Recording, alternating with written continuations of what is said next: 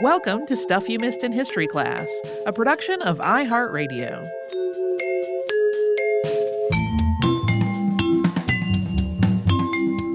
Hello and welcome to the podcast. I'm Holly Fry. And I'm Tracy V. Wilson. And little housekeeping up front, this is a sponsored episode. It's sponsored by Mazda. As they are promoting their new CX-30, they asked us if we would do an episode for them, and we were delighted to. We threw around a lot of ideas for this episode, but one that kept coming back to us and kept coming back up was bonsai. And it is an art form that feels uniquely special, at least to me at this point in time, where we're all feeling very disconnected because tending bonsai is used by some folks as a way to meditate and reconnect to nature and feel a little more centered. And for me, it's also really easy to think about bonsai and history together because there are some very, very old bonsai in the world. We will talk about a couple at the end. So today, that is indeed what we are talking about. And to give you a rundown of how this episode will play out, first, we're going to just quickly cover what bonsai is as kind of a level set, because there are some misconceptions, particularly in the Western world, about it. And then we're going to talk about its origins in China and its development in Japan, which is the country it's probably most associated with in popular culture anyway. And then a little bit about how it became a subject of fascination for the Western world. And then at the end, we're going to talk about a few notable bonsai. In very broad terms, bonsai is the practice of cultivating plants in containers with a goal, in the words of the Oxford Companion to the Garden, to, quote, suggest a natural scene or the abstract beauty of a tree in nature. Normally, these plants are grown in coarse soil in very small trays or pots, and there's a really wide range of plants that can be grown in this way, although woody perennials are the favored option. They all need a fair amount of attention and care with the regard to their watering and their pruning, as well as occasional feeding. Bonsai practice generally creates a simplified version of a larger plant, and that's simplified to accommodate the smaller scale. A mature, well-maintained bonsai typically has horizontal branch growth to create some width, and sometimes even branches that reach downward. We'll talk about some of the styles in more detail in a moment. And it also has a full but compact foliage on top. So sometimes like the sort of classic bonsai that people may think of when they hear the word is one that has foliage that looks sort of like clouds at the top. And the small size of the plants is not the result of genetic selection or modification. It's careful design and cultivation from the time they're seedlings. And the size range for bonsai, I've been mentioning how small they are, but it is not as restricted to smallness as you might think. There is actually a size classification system that allows for varying sizes of bonsai. And the large bonsai that are in that are as tall as 80 inches. That's about 2 meters. So that's a substantial tree. There are a number of different styles of bonsai, and they're inspired by different ways that trees grow in nature. A bonsai does not need to fall into one of these categories, and there are just vast variations in interpretation of the categories, but they offer a good way to guide the styling for a horticulturist. Here are a few, but this is not an exhaustive list at all. There are also subdivisions within many of these styles, and also entirely different styles that are not part of this list. You were, yesterday as you were working on this, you mentioned that you were starting on this list and that it was turning out to be extremely large. Yeah, it's one of those things where you think you'll have a few bullet points and then you're like, uh-oh. So the first style, which is a really common style, is broom style. And that features a straight trunk with foliage that branches out at the top 1/3 of the tree. Deciduous trees with sort of fine branch structures are ideal for this because they create that nice cloudy top. The formal upright style is also characterized by a straight trunk, but this time it tapers at the top with foliage that is thickest at the bottom and also thins out as it rises. Informal upright style features a tapered trunk, but one that's grown not straight, but is an S shape with branching at each curve. There's also a slanting style that stays straight, but typically grows at a 60 to 80 degree angle. Cascading style mimics trees that grow downward because of external influences. So the trunk grows upward, but then it bends over, allowing the branches and the foliage to shower toward the ground. There's also a semi-cascade style, which can be grown with a less dramatic downturn. Yeah, one of the I watched a brief video about some of these, and one of them suggested like, oh, it would be like if a tree grew under heavy snowfall and its branches couldn't support it, and so it cascades over. Yeah, I was thinking when a tree grows like at the edge of a cliff. Yep. And there's erosion over time, and its Mhm. trunk compensates. Yeah. Rock falls are also sometimes noted as the cause for those. Literati style is all about verticality, growing upward, but crooked, with no branching on most of the tree trunk except at the very top. And this style is intended to mimic trees in nature that would have to compete and struggle for sunlight and resources with other plant life. Windswept style, as its name suggests, means that the tree is grown to look like one that develops in very windy conditions, with the foliage only on one side and an angled trunk. Double trunk style has a bifurcated trunk, with each trunk growing its own foliage, and the multi-trunk style follows this same idea, but in that case it forks into more than two trunks. This is not to be confused with forest style, which can feature many trunks, but in the forest style, each is its own individual tree, not a splitting of one trunk into multiples. Growing on a rock style and growing in a rock style are exactly as their names indicate, with the roots visible and clinging to the exterior of a base rock in the former, and the roots concealed within the rock in the latter. There are also styles of bonsai based on damage that a tree might encounter in nature. So raft style starts with a cracked tree and then has branches growing upward out of the old damaged tree to develop foliage that forms kind of one unit at the top. And shari style mimics the naturally occurring bark loss that trees may experience in nature by carefully carving away the bark on the part of the designer. Because bonsai is an art form, there are a lot of different expressions of it and ongoing evolution within the field. So it changes over time. But this has also led to what some would consider a dilution of the bonsai art form, particularly as popularity of the concept has led to commercial enterprises that don't have a lot of interest in the principles behind it. Like, I know I've seen advertisements and catalogs and stuff that are like, buy an instant bonsai. Yeah. Sort of defeating the point. Part of the difficulty there is that the principles are often listed very, very differently depending on your source. When talking about the aesthetics of bonsai, texts, at least in English, vary very greatly. In some cases, you'll find a specific list of principles of design, which include things like balance, proportion, movement, simplicity, unity, and an absence of the designer's involvement. That means you can't see the way that the tree may have been manipulated. But other texts are much more general, suggesting that as an art form, these rules are not really rules, but they're just sort of guides to inform decisions on how you design and maintain a tree. So particularly in Western cultures, who are really translating this Asian art form through a Western lens, things have gotten kind of muddled. The word bonsai has become synonymous with horticultural tininess and very small plants kept in containers more than relating directly to the aesthetic principles of bonsai or its Chinese precursor, penjing. Some of this expansion beyond the classical sense of bonsai is reflected in the consideration of a pre-World War II bonsai as the classical model and post-World War II as modern. Although that doesn't really encompass the sort of fast and loose use of the term to apply to pretty much any small plant.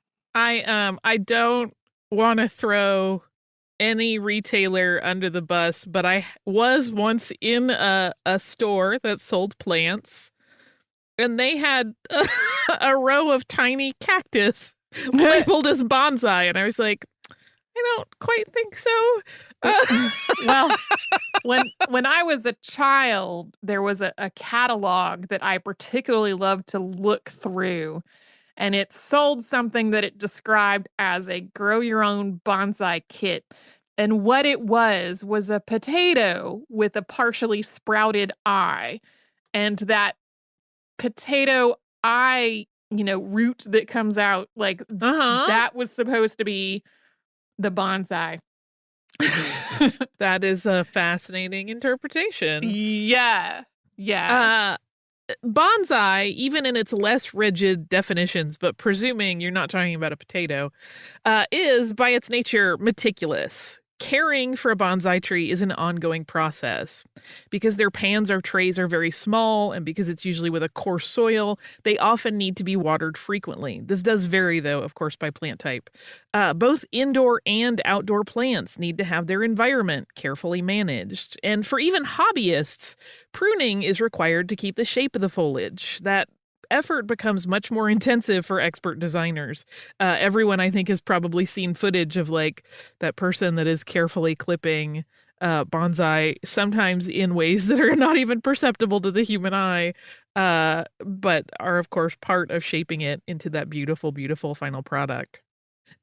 Root pruning is also part of maintaining the small size of the plants. And all of this work, which is done quite carefully, adds a meditative element to the cultivation of bonsai, and that is part of its appeal. So just a moment ago, we mentioned penjing. We can't really talk about bonsai's history without talking about that first. So coming up, we will get into some discussion of the miniature horticultural art of China. First, we will take a quick sponsor break.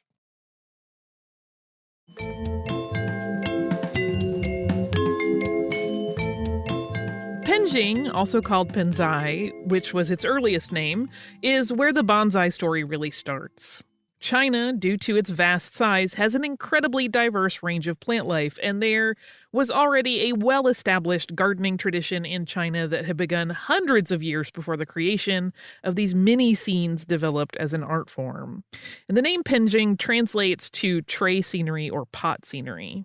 And the idea of penjing is that a person can see the large in the tiny. The miniature nature allows for the experience of seeing larger things from a different perspective, both literally and figuratively. And it's an expression of emotion as much as it is a miniature recreation of larger natural scenes. Reverence for large-scale natural forms like mountains and forests informed the development of penjing as a way to connect to nature. But penjing is not only about plants. There are actually three types of penjing: tree penjing, landscape penjing, and water and land penjing. And all of this is meant to form a blended balance of nature and art. The natural elements can almost be considered as artists' media to be combined with other media, such as small sculpture or arrangements of stones.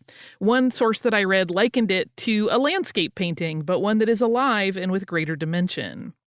And because of this, penjing works are often revisited after they're completed, not just to maintain the living floral elements, but also to be reworked to accommodate the growth of the living plants within them. So you might need to change around where the sculpture sits depending on how your tree in the scene has grown.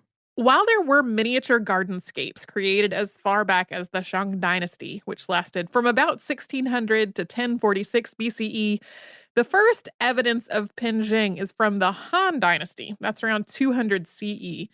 So what we have from that 200 CE is a picture, a painting of penjing, not the plant itself. And that representation is a fresco in an Eastern Han tomb that features 6 red flowering plants. They're arranged in a small round container, and then that sits in a square frame. This art form would have initially been something that was reserved for the wealthy and the privileged, so it makes sense that its first evidence is on a prince's tomb. From the 3rd to the 5th centuries, Buddhism and Taoism became highly influential, leading people to eschew the trappings of money and engage instead with nature. And as a consequence, penjing developed greatly during this time as people sought ways to have nature, even in its smallest form, in their everyday lives. Penjing became entwined with the idea of cultivating one's character and one's appreciation for beauty. Another huge period of growth for this art form came in the 7th through the 9th centuries during the Tang Dynasty. When arts flourished, this was a relatively stable period in Chinese history. One of the most famous historical depictions from penjing is from this period. It's a mural on a mausoleum for Prince Zhenghui from the year 706, and it features a servant woman carrying a tray with a miniature scene on it with rocks and fruit trees. Evidence of penjing appears from throughout the Tang Dynasty in the 8th century. It's written about in poems, and it's documented as something that people would cultivate for their own homes, often incorporated into their outdoor landscapes. So you would have it in your yard, for example. In the 10th century's northern Song dynasty, it was similarly represented in art, and this is when the water and land penjing also developed. During this time, it appeared in a lot of poetry and paintings as well, sometimes as a decorative element in a larger scene, but often as the subject of the work itself. This appreciation and representation of penjing continued over the next 2 centuries. Then, sometime during the period when the Song dynasty and the Japanese Heian period overlap, penjing made its way to Japan. We will be coming back to Japan in just a moment. During the Ming Dynasty, which spanned the years 1368 to 1644, penjing not only flourished, but more and more ideas of it beyond an object of beauty were recorded. Writer Tu Lung declared that smaller penjing that could, quote, be set on a stool or table were the best ones, followed by penjing intended to sit in courtyards. And he also wrote advice on what he believed were the best aesthetic principles of the art form, preferring the look of aged trees, such as those in images by a number of famous painters. He stresses as well that though plants in penjing could be trained with stiff fibers or string, there should be no appearance of such manipulation in the final product. That is something that continues in these art forms today. During the Qing dynasty, which followed the Ming and lasted until 1911, the possibilities of penjing expanded really significantly. The limits of this art form were tested, they were expanded, more and more creative concepts emerged. During this time, regional styles also developed, and there were books about the art that rapidly grew in number, including writings that talked about the virtue of creating penjing for pleasure. It started to take on an identity not just of something that could bring a person closer to nature, but also as something done simply for the pleasure of creating it. Yeah, it kind of switches and becomes not just this meditative thing, but also not leaving that idea behind, but also like kind of being pitched almost as a hobby. Like you could do this too. As part of this developmental period, more decorative containers came into fashion. And penjing, which had long been the subject of visual art and poetry, then started to mimic the concepts of those arts in its execution. So to represent the same ideas and concepts of a painting in the penjing or the ideas of a poem in the execution of the scene. When the Qing dynasty collapsed in 1911, that marked a downfall of the popularity of penjing as well, at least for a while. But in the last 50 years, there's been a renewed interest and appreciation for the art form in China. In 1981, the Chinese Association of Flower and Penjing was formed. That group later folded into the Chinese Society of Landscape Architecture under the header of Flower, Penjing, and Stone Branch. And that's been tasked with mounting an exhibition every 4 years, starting in 1985. The Chinese Penjing Artists Association was formed in 1988 with a mission to continue to share the art form throughout the country. Penjing has spread around the world and has gained popularity, in many cases, alongside Japanese bonsai. The two art forms are often shown at the same expositions, with penjing often offering gardeners and viewers a less austere alternative to the usually more formal forms of bonsai. So as we mentioned a few moments ago, the art of penjing made its way into Japan during the Heian period. That's a period we've talked about on the show a couple of times before. In the fiction book The Tale of the Hollow Tree, which was written in Japan in 970, the merits of cultivating trees is mentioned in a passage that's often quoted in bonsai histories. Quote, "A tree that is left growing in its natural state is a crude thing. It is only when it is kept close to human beings who fashion it with loving care that its shape and style acquire the ability to move one." When Zen Buddhism became popular in Japan starting in the 12th century, the Japanese adaptation of penjing became intertwined with it as Zen monks sought to represent the universe in the cultivation of single plants. And this is actually the source of many of the aesthetic ideals that shaped bonsai and continue today, and it's why Japanese bonsai tends to be a little bit more stark in contrast to its Chinese origins. But while this is an important aspect of the development of bonsai, it's worth noting that the exact start of the bonsai tradition is not something that's universally agreed upon. We have been talking about all of these pieces of the puzzle in its history, and some people will point to like China as the origin versus others who want to put it more in Japan is when it really becomes bonsai, and it's a matter of debate. The word bonsai, which was a linguistic adaptation of the Chinese penjing, was not in use yet at this point. Centuries later, though, the association with Zen Buddhism of bonsai and its origins in the 12th century remains. The idea of growing trees in dishes in Japan reached beyond monks as well. But often the dishes were a lot deeper. They were bowls instead of pans.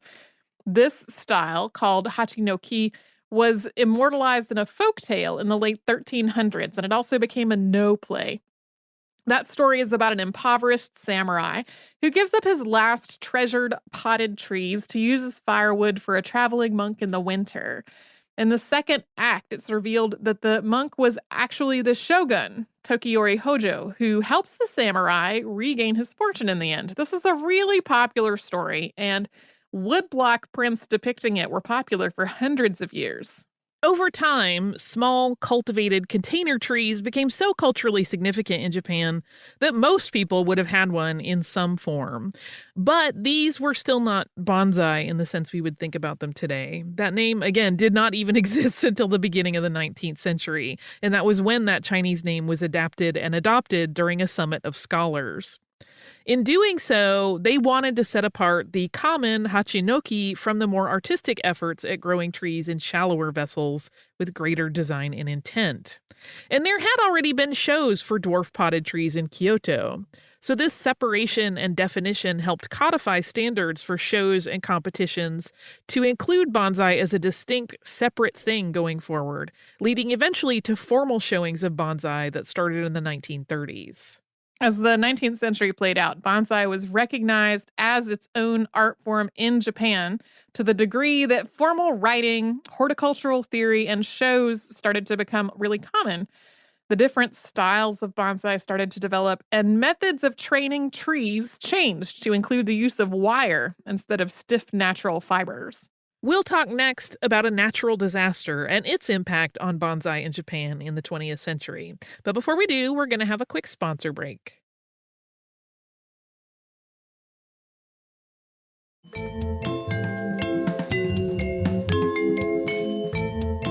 We have talked on the show before about the Great Kanto earthquake, which obliterated Yokohama and much of Tokyo and killed more than 140,000 people.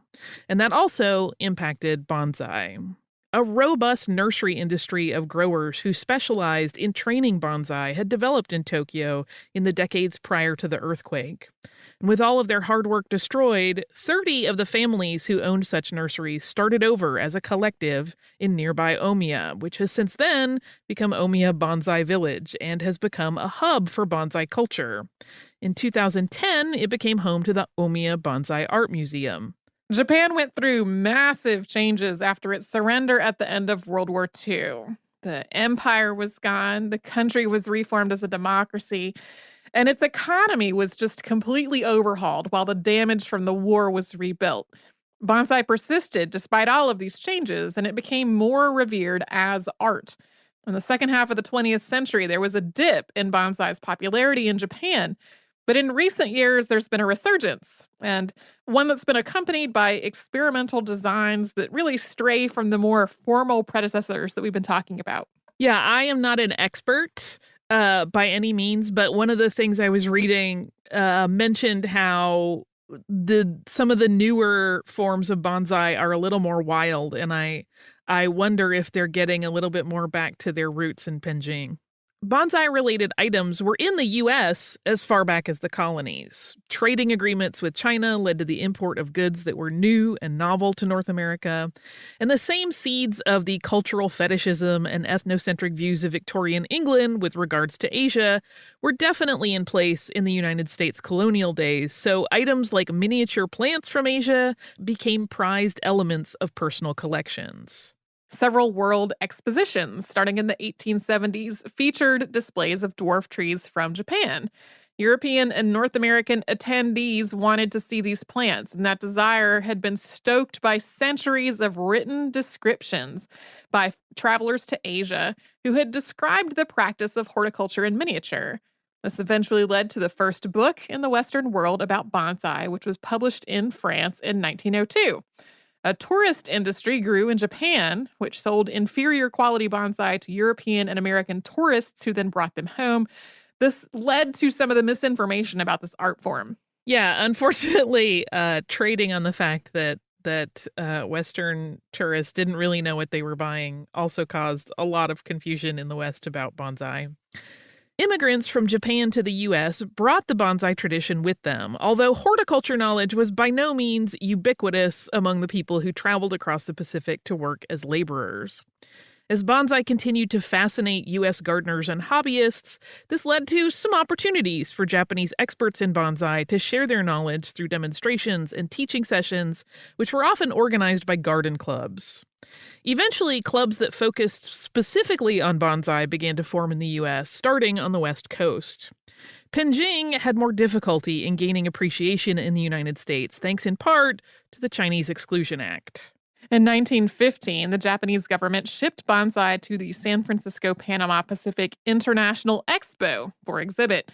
Several of these bonsai were hundreds of years old. The exhibit was seen by 19 million visitors, and that sparked an all-new level of interest in bonsai in the U.S. That interest was impeded by a plant quarantine law in the 19-teens because that prevented new bonsai from entering the country. That was part of an effort to protect North American agriculture from invasive species of pests. Another previous show topic had a significant impact on bonsai in the United States. Executive Order 9066, which we have talked about and which displaced many Japanese immigrants and their citizen children, forced the growers that had established nurseries on the West Coast to abandon their work, leaving countless plants and their livelihoods to die. In some cases, bonsai masters that were in camps tended to trees during internment as kind of part of their coping mechanisms, and we will talk about an example of one of those in just a moment. Bonsai had a surge in popularity in the U.S. starting in the mid-20th century. One of the drivers was servicemen who were returning from duty in Asia and brought bonsai plants home with them as mementos or as gifts. These plants got the nickname rucksack bonsai, but once these plants had been brought back to the U.S., the soldiers started to realize they didn't actually know what to do with them or how to take care of them. And while the West Coast had a degree of established bonsai culture by this time, on the East Coast, bonsai were less familiar, at least to the middle class. The wealthy had been purchasing imported bonsai since the turn of the century. But for the average person, they still didn't really know what the whole thing was about. And so to fill that gap in knowledge, the Brooklyn Botanic Garden published a booklet on bonsai care that was one of the first guides to the art published in the United States for novice practitioners. And it also helped spread interest in this art form. Soon, there was enough interest for the Botanic Garden to have expert Kan Yashiroda teach classes on bonsai. And Yashiroda also wrote several books on this art in his lifetime, and his book, Bonsai Japanese Miniature Trees, Their Style, Cultivation, and Training, is still very popular on the secondary market. If you find a good quality first edition, you're going to pay hundreds of dollars for it. Throughout the second half of the 20th century, bonsai as both an art form and as a hobby has continued to be popular outside of its countries of origin. While some people appreciate bonsai and penjing solely as examples of art, caring for these plants continues to be a source of calm and contemplation for both practitioners of Zen Buddhism and for secular enthusiasts. You can even find courses in bonsai as meditation. And while there are innumerable bonsai around the world, there are famous bonsai. And so I wanted to make sure that we touched on a few of those. The bonsai believed to be the oldest in the world is more than 1,000 years old. It's part of the collection of the Crespi Bonsai Museum in Milan, Italy. The museum calls the large-size ficus the prince of the museum collection. It's been with the museum since it was acquired from a private collector in 1986. It's been tended by generations of both Chinese and Japanese masters, and it requires daily care and attention. Perhaps the most notable long-lived bonsai is a Japanese white pine that's part of the National Arboretum in the collection of the National Bonsai and Penjing Museum in Washington, D.C. This tree is 390 years old, interesting enough on its own, but it survived the bombing of Hiroshima when the atomic bomb Little Boy was dropped in World War II. And it was given to the U.S. as a bicentennial gift, along with 52 other examples of bonsai by Masaru Yamaki, a Japanese master of bonsai. But even the museum did not know this tree's history until the master's grandsons visited to check on the tree that they had heard about in their family stories. That happened in 2001, and suddenly everyone knew about this Hiroshima surviving bonsai. In February 2019, 7 bonsai were stolen from the public collection of Seiji Imura, the bonsai seller in Tokyo. One of them was a valuable 400-year-old Shimpaku juniper with an estimated value of more than $50,000. Seiji Imura and his wife Fuyumi appeared on television and pled with the thieves to please water the tree, which would not survive a week without proper care. Earlier this year, and we are recording in 2020, 2 bonsai trees were stolen from the Pacific Bonsai Museum in Federal Way, Washington. And one of them was a Japanese black pine, and it was of particular historical significance. It had begun its life in a tin can in a Japanese internment camp. It was cultivated by one of the detainees there. The other tree was also important. It was a silverberry created by artist Kyoko Hatanaka in 1946. The museum put out a call on social media for their returning, promising that they would just not ask any questions. They were just afraid that these irreplaceable trees would die without proper care. 3 days after the theft, the trees reappeared in the museum's driveway. There are some great photographs, because it was a rainy day when they came back, of just these trees in this driveway that are worth untold amounts of money in the rain, and they had the forethought to take a picture of them before moving them back to the museum. An article about the Hiroshima survivor bonsai featured a quote from the curator of the National Bonsai and Penjing Museum, Jack Sustick, and I felt like it captured part of why this art form is so captivating, as he contemplated the constant daily care that older examples of bonsai require. He said, quote, "I always like to say bonsai is like a verb. It's not a noun, it's doing." I love that quote. Mm-hmm. It is amazing to me when you think about, I had this moment last night where I was trying to explain this to one of my friends, and I was like, if these trees could talk, because a 1,000-year-old tree has seen some stuff. Yeah. And I just am like bowled over by their long histories and the things we will never, ever know about them, which is very, very cool. I do have listener mail. It is from our listener, Haley, who writes, "Hi, my name is Haley. I'm a big fan of your podcast. I have a few suggestions and ideas for future podcast ideas. I really love learning about historical hoaxes." Me too. "And I recently wrote an essay for school about the Mechanical Turk. I haven't listened to all your podcasts, so if you've made a podcast on this topic, then another of my favorite historical hoaxes is the donation of Constantine." We did the donation of Constantine. We also have done some episodes on automata. In 2013, we did one on 5 historical robots. She also mentions our James Baldwin podcast that she thought was amazing. And then she gives us some other suggestions of potential interesting Black figures in history, which is very cool. Some of those we have covered. But Haley, I just want to say thank you for listening. We clearly share some of the same interests. And if you would like to write to us, you could do so at historypodcast@iHeartRadio.com. You can also find us pretty much everywhere on social media as Missed in History. It is also easy as pie to subscribe to the podcast. You can do that on the iHeartRadio app, at Apple Podcasts, or wherever it is you listen.